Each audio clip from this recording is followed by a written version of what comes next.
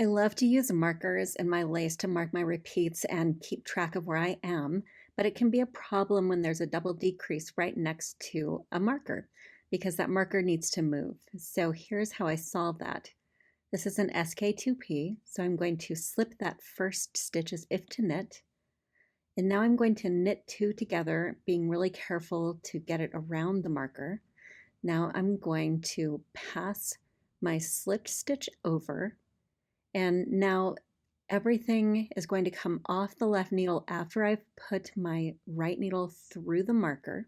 So now I have my SK2P on the right side, and I'm going to scoot on over to the next one so I can show you this again. So here I am at my second double decrease. So I'm going to first slip that first stitch knitwise. This is an SK2P. And now I'm going to knit two together, and I'm not involving the marker. I am knitting two together around the marker so my needle doesn't go through the marker. Now I'm going to pass my slipped stitch over. So now nothing has come off my left needle yet.